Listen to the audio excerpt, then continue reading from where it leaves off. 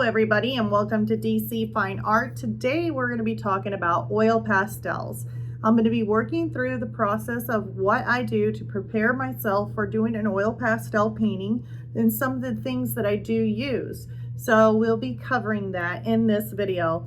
So the first thing I want to start out with is my supplies. What supplies do I use in order to start my oil pastel paintings?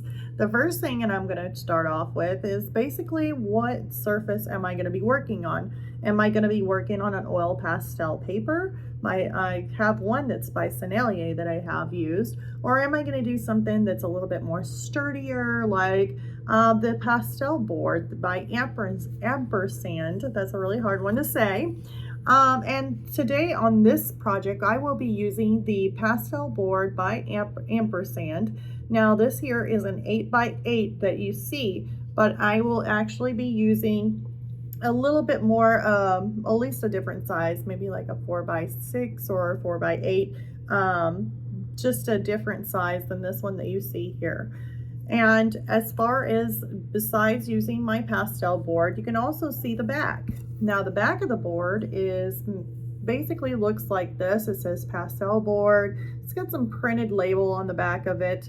And yeah, that pretty much covers it. I really like working on this surface. It's a much harder surface. And then as far as for blending, like the blending that I use Gamsol by Gamblin. Now this here is what I use for OMS, and it works really, really nice. And besides that, it's odorless. It's no smell to it. And it is so, I just absolutely love it. So that's just the one that I use. Now I'm moving on to some of the other things I use. Of course, I have the brushes that I use. I have the number 2, and then I have the number 2, the number 5 round, and then the other one is not a round, it's a shader brush, number 2, and that I can get into some finer details. So those are the brushes that I picked out for doing this piece that I am, well, actually currently doing. Actually, I just finished it, so that one will be released on Patreon for you all. The next thing I want to make sure I have is make sure you have paper towels. Now, not just any old paper towels. I would get more of a cloth like paper towel, or if you have a cloth, a t-shirt, you can use those also.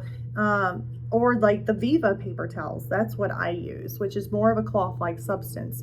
It is so much easier for the oils from the Gamsol to be able to be absorbed by that paper. So that's why I do use those paper towels. Another thing is making a color chart. So I make sure that I use a color chart just so that way I know what the pastels are going to look like once blended with OMS. Some of them may be a little bit lighter or a little bit darker on the oil pastel that you choose if you look at just the stick alone. So having a good color chart to base like a number off of that color makes it so much easier whenever you're going to work on a piece to know exactly what colors you're going to pick out of your set of oil pastels. So another thing I wanted to cover with you guys is whenever you're working with oil pastels, and if you are using OMS to blend your oil pastels with, don't get too alarmed if you're over there blending with OMS and you get kind of a shiny, milky, it just really dissolves those oil pastels. It can be kind of like working with oil or some sort of oil base on there. It gets really liquidy. And you tend to, it makes you feel like putting on a second layer can be kind of hard. Now that's still okay. You can still work in and around those shiny areas where you just blended, but if you're wanting to layer on a second layer on top of it, it can be a little bit hard because the oil pastels do not want to stick too well to that shiny surface. Don't get frustrated whatsoever. If you're using white, just kind of push in a little bit harder just to get some of that white on there, and then you can kind of blend that out if needed with your brush.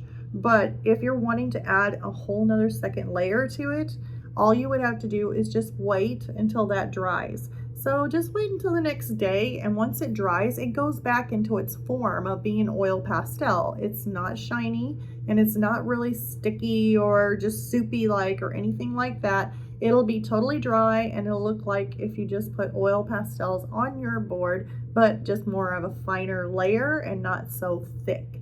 So that way, if you want to, you can come on top with your oil pastels and you can use those for a second layer. So don't be alarmed if it's too shiny or too slick to where you can add in a second layer. Just wait until the next day. Once it dries, then you can add in your second layer.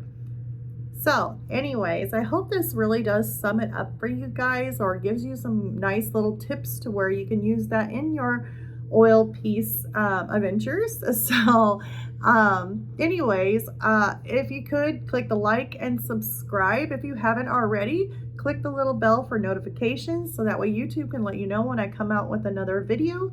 And I should have another video for you guys next Friday where we will be doing a varnishing of oil pastels. So that piece that you saw me do, I will actually be using one other varnish, and I'll create a video specifically for how I varnish my oil pastel pieces. So until next time, bye you guys.